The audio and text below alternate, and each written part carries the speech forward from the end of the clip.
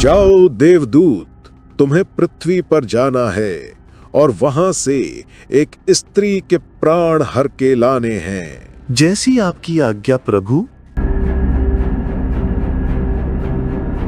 देवदूत पृथ्वी की ओर चल पड़ा उस स्त्री के प्राण हरने के लिए। जैसे ही देवदूत स्त्री के पास पहुंचा, उसने देखा स्त्री अचेत पड़ी थी। उसके शरीर में थोड़े प्राण बाकी थे। उसके अगल बगल उसकी 3 छोटी बच्चियां थी, जिसमें से एक बच्ची रो रही थी और एक रोते रोते सो गई थी, और एक बच्ची उस महिला के सीने से अभी तक लगी हुई थी। उन बच्चों को देखकर देवदूत का मन रो पड़ा और वो सोचने लगा, नहीं नहीं, ये मैं नहीं कर सकता हूँ। अगर मैं इनकी माँ के प्राण हर लूंगा तो इन बेसहारा बच्चों का क्या होगा।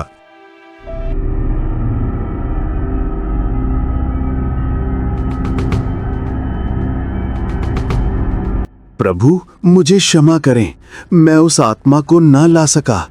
उन बच्चियों को देखने वाला कोई नहीं है। क्या उन्हें कुछ दिन और जीवन नहीं मिल सकता जब तक वे थोड़ी बड़ी न हो जाएं? ओह, तो तूने अपनी समझ को मुझसे भी बड़ा समझा, जिसकी मर्जी से जीवन और मरण होता है। तूने पहला पाप किया है। प्रभु मुझे क्षमा कर दीजिए। तेरा अपराध क्षमा के योग्य नहीं है। तुझे सजा जरूर मिलेगी।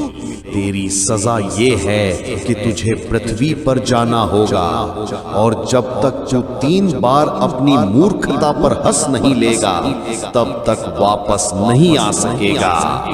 जा। देवदूत को ये सजा स्वीकार करनी पड़ी। उसे धरती पर एक ठंडी जगह नंगे लाचार इंसान के रूप में फेंक दिया गया। सर्दियों का दिन था। एक मोची अपने बच्चों के लिए कंबल और कपड़े खरीदने शहर जा रहा था। रास्ते में उसने एक नंगे ठिठुरते आदमी को देखा। ये वही देवदूत था। अरे भाई, कौन हो और इतनी ठंड में क्या कपड़े भी नहीं हैं तुम्हारे पास? अब क्या बताऊं भाई, वक्त का मारा हुआ एक इंसान हूँ। अच्छा, कोई बात नहीं, वक्त के मारे हुए ही हो ना, वक्त से हारे तो नहीं हो। तभी मोची ने कुछ सोचा और अपने रास्ते चल पड़ा। कुछ देर बाद मोची लौटा।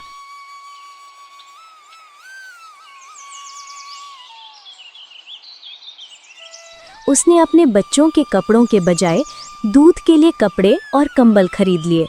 उसने दूध को अपने घर आने को कहा। चलो भाई, मेरे घर चलो, परंतु घर पहुंचकर कुछ बोलना मत।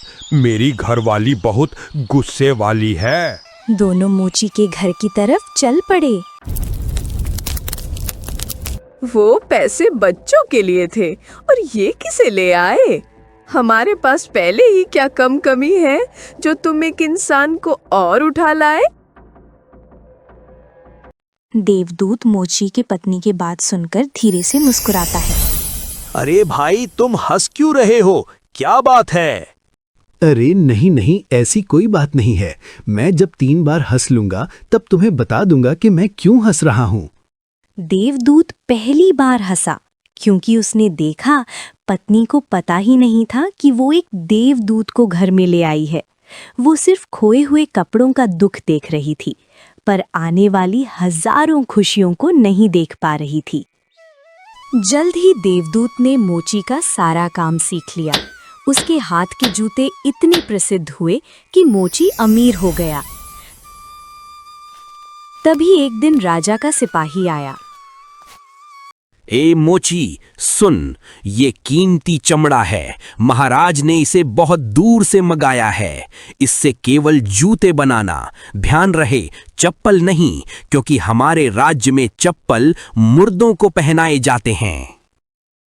देवदूत जूते बनाना शुरू करता है, परंतु मोची को पता चलता है कि वो जूते की जगह चप्पल बना रहा है। अरे मूर्ख, ये तूने क्या किया? हमें फांसी लगवाएगा क्या? तुझे जूते बनाने को कहा था ना, तूने चप्पल क्यों बनाए? ठीक उसी क्षण दूसरा शाही दूत हाँफता हुआ आया और बोला, रुक जाओ, जूते मत बनाना। सम्राट की मृत्यु हो गई है, अब उस चमड़े के चप्पल बनाना। देवदूत फिर से हंसता है और सोचता है, भविष्य अज्ञात है। सम्राट के लिए जूते चाहिए थे, लेकिन नियति को चप्पल चाहिए थे। हम व्यर्थ ही शोर मचाते हैं। मरने का वक्त करीब है और हम जिंदगी का आयोजन करते हैं। देवदूत हंसा, क्योंकि उसने अपनी मूर्खता देखी। वो बच्चों की नियति बदलने चला था, जबकि भविष्य पहले से लिखा था। इस तरह कई साल बीत गए, पर देवदूत को अपनी तीसरी गलती मिल ही नहीं रही थी जिस पर वो हंस सकता। तभी एक दिन 3 जवान लड़कियां आईं, जो अपनी शादी के लिए जूते बनवाने आई थीं। उनके साथ एक बूढ़ी महिला भी थी। अरे भैया, मेरी इन तीनों लड़कियों की शादी है। मुझे इनकी शादी के लिए जूते बनवाने हैं। देखो, जूते एकदम शाही होने चाहिए, क्योंकि इन तीनों लड़कियों की शादी 3 राजकुमारों से होनी है। देवदूत तीनों लड़कियों की शक्ल को देखकर हैरान रह गया। वो तीनों लड़कियां एक जैसी ही शक्ल की थीं। उत्सुकतावश उसने उस बूढ़ी औरत से पूछा, बहन, मुझे माफ करना, परंतु क्या ये तीनों एक सी शक्ल की दिखने वाली लड़कियां आपकी ही हैं? अरे नहीं भाई, ये मेरी सगी लड़कियां नहीं हैं। मैं इनकी पड़ोसन थी। इनकी गरीब माँ इन्हें पालते पालते मर गई। मेरे कोई बच्चे नहीं थे, सो मैंने इन्हें पाला। माँ अगर जिंदा रहती तो ये गरीबी में पलती, पर माँ मर गई, इसलिए ये धन वैभव में पली, और अब इनकी शादी सम्राट के परिवार में हो रही है। देवदूत तीसरी बार हंसता है। अब वो समझा, अगर माँ जिंदा रहती तो बच्चों का भाग्य अंधकारमय होता। माँ के मरने से उनका उज्जवल भविष्य तय हुआ। नियति बड़ी है और हम उतना ही देख पाते हैं जितना हमें दिखाया जाता है। आज मेरा दंड पूरा हुआ, अब मैं जाता हूँ। ये कहानी हमें सिखाती है, छोड़ दो उस पर। वो जो करवा रहा है, जो उसने करवाया है, उसके लिए धन्यवाद। अच्छा लगे बुरा लगे, लोगों को वो दुर्भाग्य दिखे या सौभाग्य, तुम चिंता मत करना, क्योंकि जो होता है वो अंततः सर्वोत्तम ही होता है। दोस्तों, ऐसी ही अतरंगी और अनोखी कहानियों का एक हिस्सा आप भी बनिए। अगर आपको हमारी टून स्टोरीज में मजा आता है और आप नहीं चाहते कि एक भी रोमांचक पल छूट जाए, तो अभी लाइक का बटन दबाएं और सब्सक्राइब करके हमारे इस सफर का हिस्सा बने। घंटी भी बजा देना ताकि सबसे पहले आप तक हमारी कहानी पहुंचे।